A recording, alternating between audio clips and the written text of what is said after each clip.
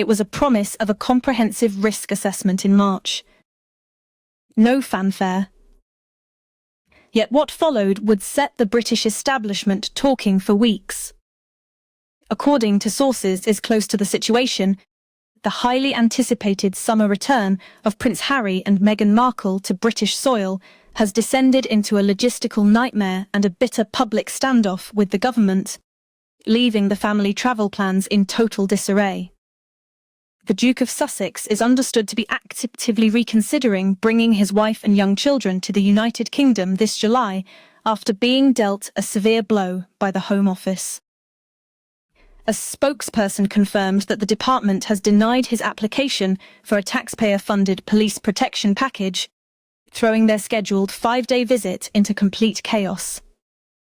This dramatic development exposes the profound, unresolved tensions that continue to fester between the self-exiled couple and the British establishment they publicly abandoned more than 4 years ago.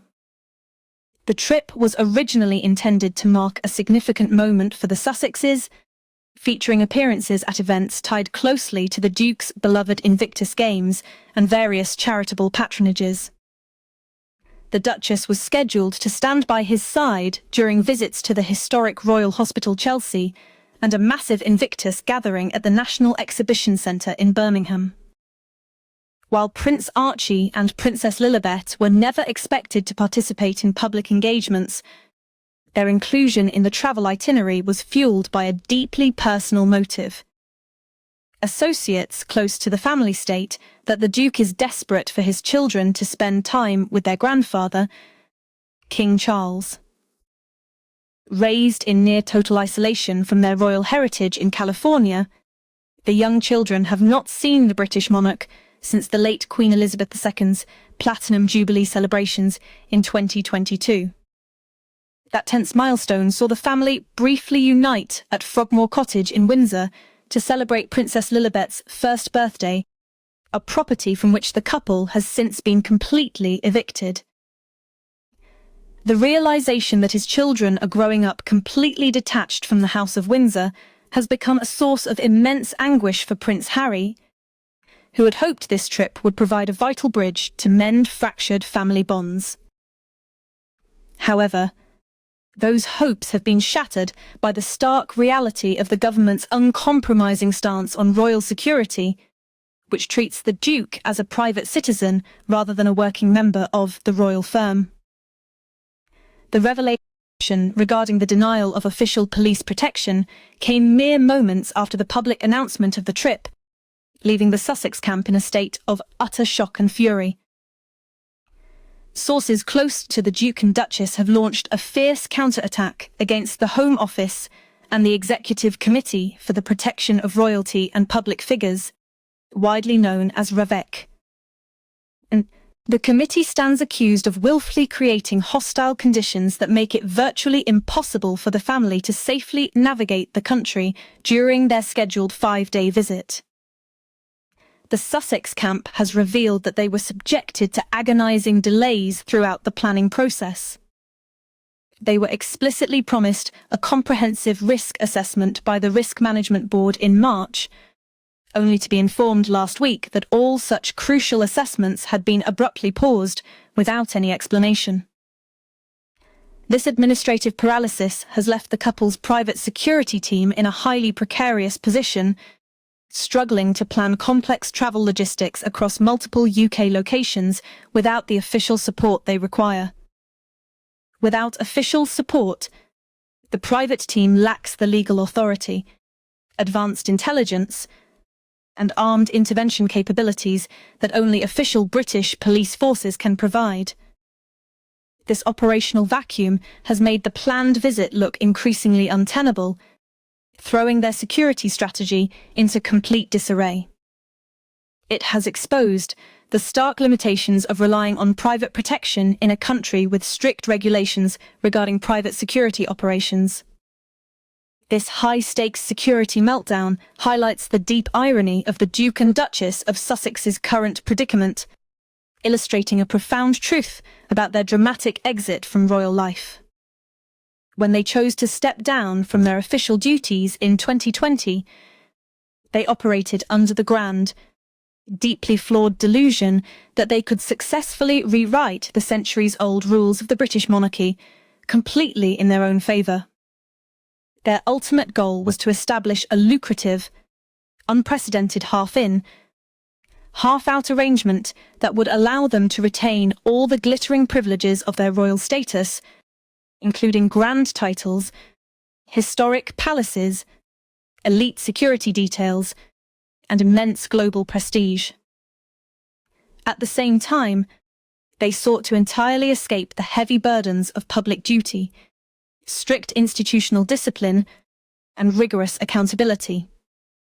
They genuinely believed that their unique Hollywood star power made them the ultimate golden ticket for the monarchy, confidently predicting that the entire royal institution would inevitably collapse into cultural irrelevance without their presence. They fully expected that the royal family would eventually come crawling back to them on bended knee, begging for their return on whatever extravagant terms the Sussexes chose to dictate. Instead, the reality has been a brutal and deeply humiliating wake-up call for the California-based couple. Rather than panicking or begging for their return, the House of Windsor closed ranks with flawless stoicism, adapted to the changing times, and carried on with their official duties as if they barely noticed the sudden absence of the self-proclaimed irreplaceable duo. The monarchy did not merely survive the seismic shockwaves of the Sussex departure, it proved conclusively to the British public and the wider world that it never needed them in the first place.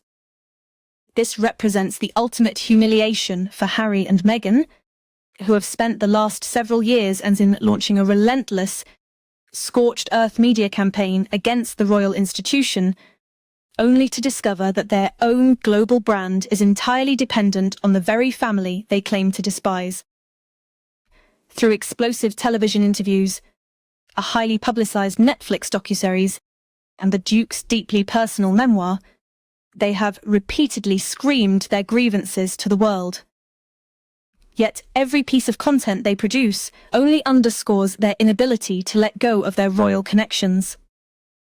Having failed to build a sustainable independent empire in the United States, the prospect of a partial reconciliation with the British monarchy has suddenly become highly attractive to the Sussexes. Their recent actions look far more like sheer desperation than genuine personal growth.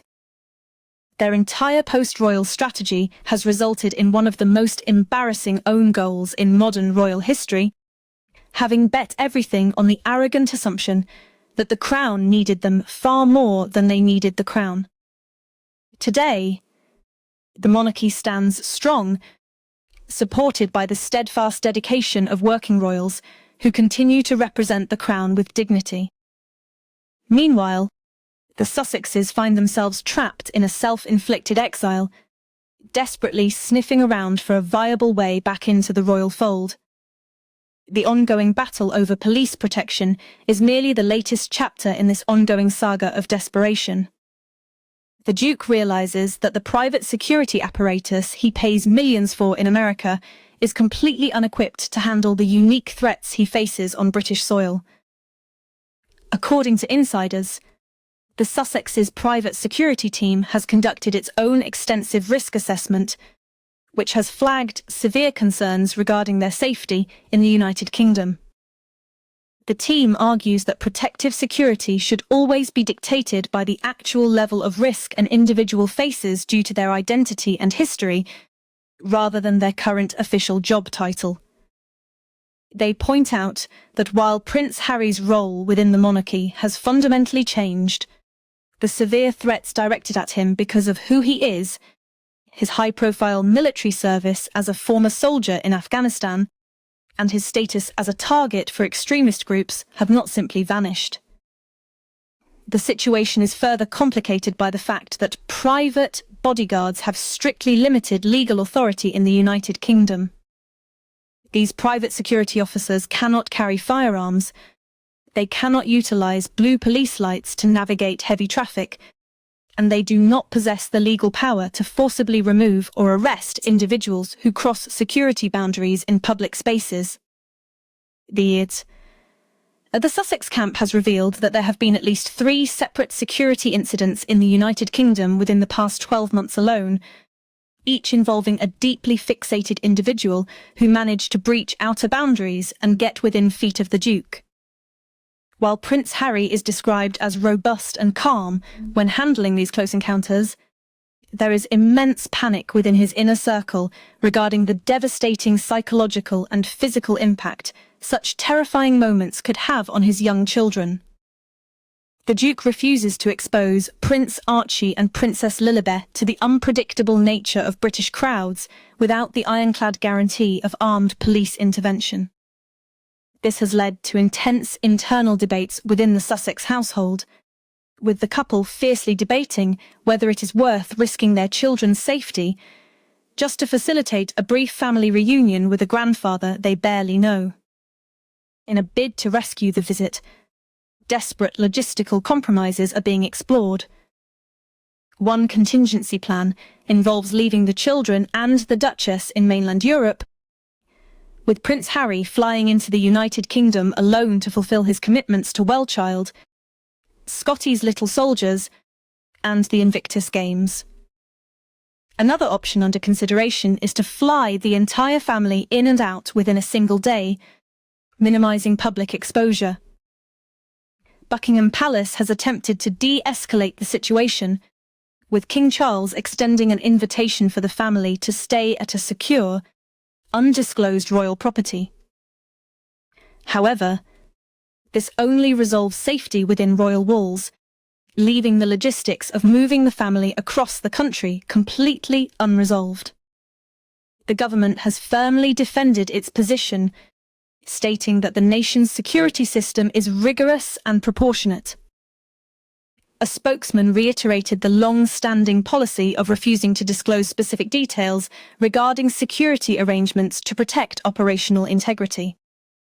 This rigid stance from the Home Office leaves the Duke and Duchess of Sussex cornered, forcing them to confront the reality that walking away from royal duties carried permanent consequences. As the July deadline approaches, the illusions of their independent empire continue to fracture. The couple is left to face the bitter truth that the Crown will never bend its rules for their demands.